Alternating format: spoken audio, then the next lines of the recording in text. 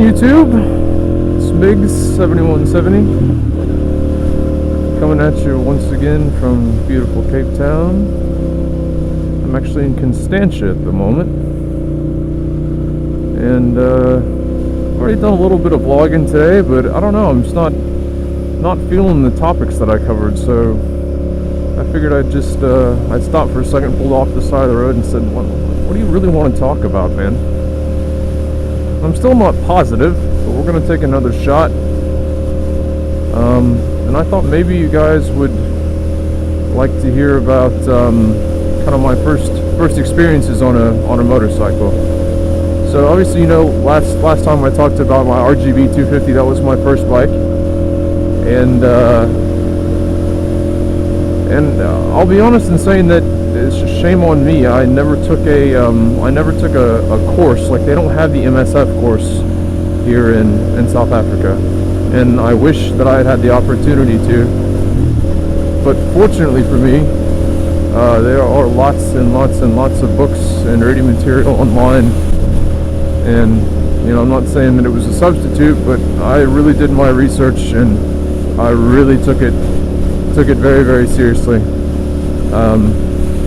But I'm going to go ahead and tell you about a time where I wasn't I don't know if I wasn't riding for the right reasons, or I got in over my head a little bit, and I rushed it too much, and I got myself in trouble.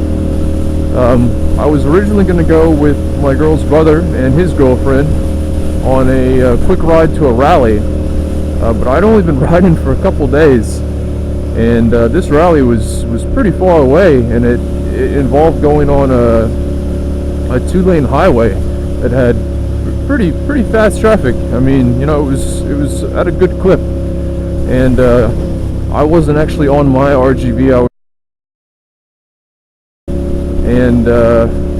We got into, I don't know, about 10-15 minutes into the trip, and I was nervous as hell, and I mean, I wasn't feeling it, but you know, like, you get that pride in your head, and you're just like, no, man, you know, I don't want to look like an idiot, and I can't tell them that I'm, you know, not ready for this, which it's just dumb. But I mean, that's you know, that was what was going through my head. So we're about 10-15 minutes into this ride, and the bike starts acting up, and I pull off to the side, and it just dies, and I have no idea why. And they were ahead of me, so they didn't see until you know, maybe 20 or 30 seconds that I had stopped. So I was sitting there on the side of the road for a bit, trying to figure out, you know, what the hell was wrong with the bike, trying to kickstart it back up, you know, and I'm hot and sweating, and I feel like maybe that I've stalled it, and you know, again, feeling pretty stupid. And so brother comes back around, and he says, look, man, I'll see if I can pull this little 250 up the road. Just grab my bike real quick and take it easy and pull it up, and see if you can pull it about a quarter mile up the road and get to a safer spot for us to stop.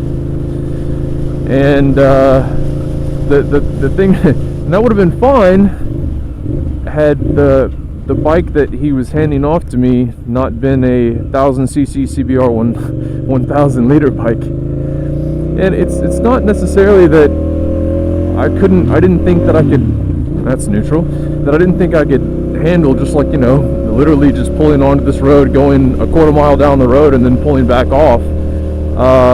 But you know, I wasn't comfortable with the idea. But again, I was being bullheaded about it and being prideful about it, and I was like, cool, man, you know, 100% no problem, I'll get it taken care of. You know, like, I look up to this guy too. I mean, he's a flipping good rider, and he's obviously family, and so, you know, I don't know, you don't want to disappoint people, I guess. I don't know what you don't know what the logic was, but anyway, I wasn't thinking logically. And so I'm pulled over, much like this over here, this kind of gravelly bit, and he says, just take it easy, just easy on the throttle, easy on the throttle. Thanks, taxi. Frick.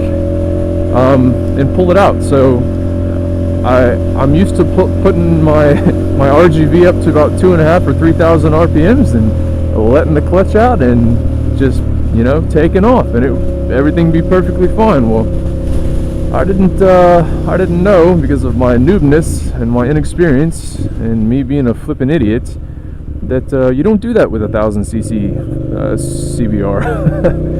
And so I twisted the throttle, let it go, and that thing goes what? And I ended up doing a donut, and the bike obviously sped out from underneath me, did a 360. Then I came down on my knee pretty hard. I had Kevlar jeans on, but I took the brunt of the impact on my knee, and broke a lever off on his bike, and also scuffed up the muffler. And God, I felt like such an idiot, because I knew before I even put on the throttle. I was like, Miggs, this is a bad idea, dude. What the hell are you doing? But I didn't listen to myself. I didn't listen to that voice inside your head that keeps you safe, and keeps the wheels in the right direction. So anyways, that's kind of a lame story, and I'm kind of like putting myself out there as like, wow, Miggs is kind of a dumbass. But look, I would rather you take something away from this and me thought to be slightly retarded for 10 minutes in your eyes, and hopefully you realize you gotta flip and ride your own ride, man. You can't be worried about what other people think about you, or or if someone sees you on a 250. If the 250 is what you're comfortable with, and someone comes up to you and says, "Oh, you are at 250. What the hell's wrong with you?" And that's a bike for pansies. At least you're on two wheels, man.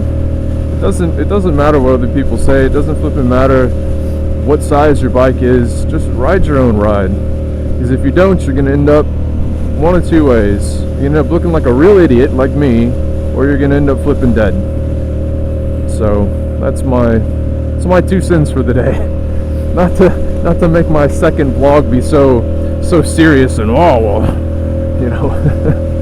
don't know. Anyways, it's a beautiful day in Cape Town. I'm gonna finish riding my little V-twin 650, which I am much more comfortable on than I was at 1000. So I hope you all enjoyed it.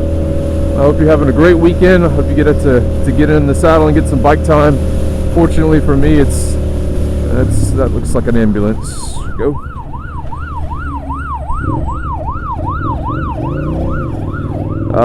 Fortunately for me, it's actually just getting nice in Cape Town. It's been raining pretty much perpetually for the last 6 months, and finally I think I've got about a 2 or 3 month window where it's going to be really, really beautiful. So hopefully much more to come from me, and I really appreciate you guys watching.